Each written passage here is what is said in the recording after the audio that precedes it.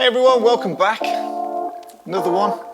This one I messed up on. So, story time. I had a shiny object to photograph. This shiny object. It's a cocktail shaker, in case anyone didn't know. It's a very nice, shiny cocktail shaker. K. Say that again. Very nice, shiny cocktail shaker. So, they say, can you photograph shiny things? I say, yes, of course I can. I love to photograph shiny things. It's not a problem at all. Had it. I had a reference image of them that they would like. Looked at it. Nice shot. Really well done. Great. Not a problem at all. So I photographed this and I made it like the image. Now the image was of a matte one. And we quite often might use dulling spray for certain shiny objects that we do, but generally in product photography, when you have a chrome that's really reflective, you want to show that off, because why would you buy it if you're not going to show it off? That's what you're selling. Trouble is, I did it matte. Made it look matte. I thought it looked beautiful. And it's great. If that was a portfolio piece or something, superb.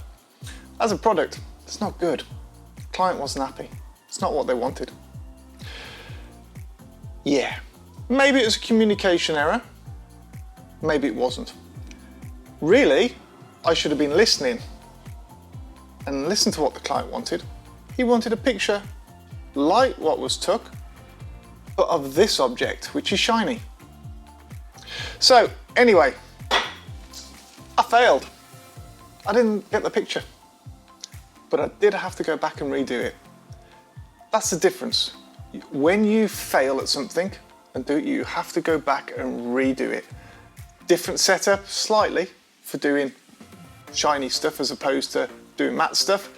Different techniques. I think it's worth knowing these techniques. They're really simple. It is fairly easy to do, but you've got to know how to light it. So let's go and have a little look now, and let this be a lesson that you learn. Let this be a lesson that you listen to what your client says. I was a bit cocky, maybe. Yeah, we'll go ahead, we'll do that, we'll get it done. Not really listening or talking to the client and understanding. My bad. Hey, we all have issues. So let's go and have a look now. I'll show you how to photograph this, because it's really quite simple. And maybe you can have a go at doing that sort of stuff yourself. Come on, let's go and have a look.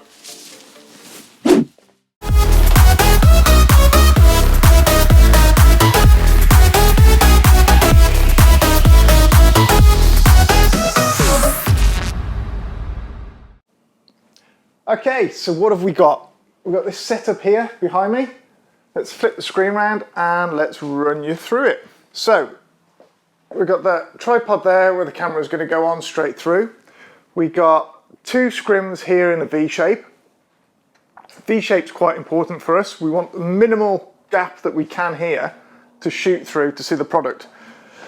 Now at the moment we've got a light stand there where the product just sits on top.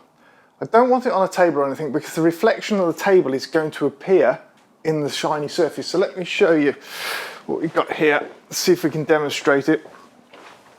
So if I hold that there, you can see at the bottom all the way down, and it's lovely shiny. If I bring it down to the white there, suddenly this becomes very matte, very not attractive really. So if I put that on a table there, for instance, and I'm shooting across, I'm going to get all that reflection in. So the best way is to prop it on something. So you could have a little table or something else to put it on that's no bigger than the base of that. I got these light stands. They are perfect for the job. Take that out, drop it on, balance it onto there, absolutely spot on. In fact, let's just put that together so you can see. And if we go around the other side, you can see at the bottom of that it is looking lovely.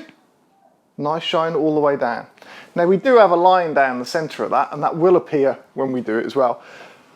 So if I just took a picture now with no flashes turned on, the picture would be pure black. So everything that we're creating is because of the light that we're creating.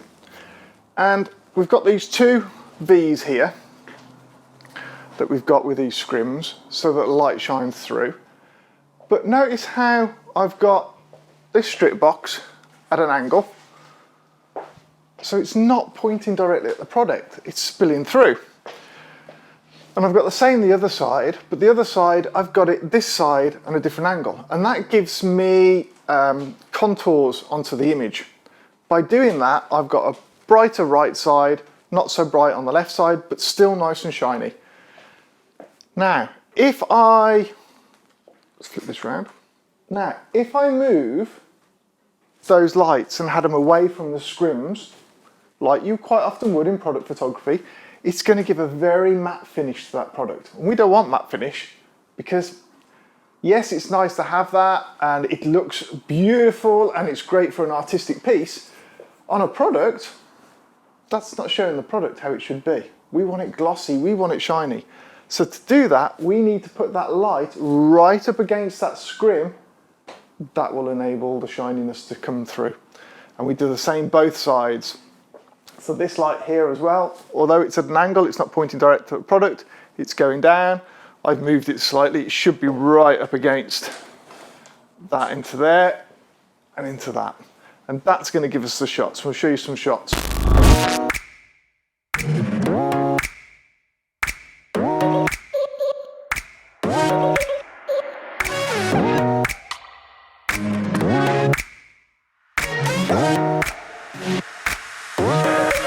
Yeah, it's quite simple really, not a complicated setup.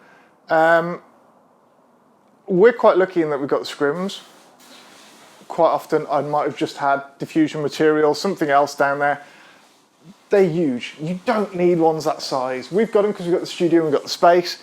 I would quite happily have a bit of diffusion paper just hanging down off a roll or something. Easy as anything.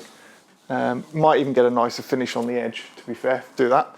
Now if I wanted to get rid of that line, I would need to put something here from the bottom of the camera across down to there so that it shines up. And I've got another scrim here, which is a little tiny scrim, which I'd use for that. Actually chose not to totally get rid of it and have the black line because it gives it really beautiful contour around there. You can't see me because actually it's reflecting black. There's no light round here. It's not shining light back here, so you're not going to see me, which is quite nice. But yes, you can get rid of that line if you want to get rid of that line. It's not difficult. It just needs a bit of scrim across there.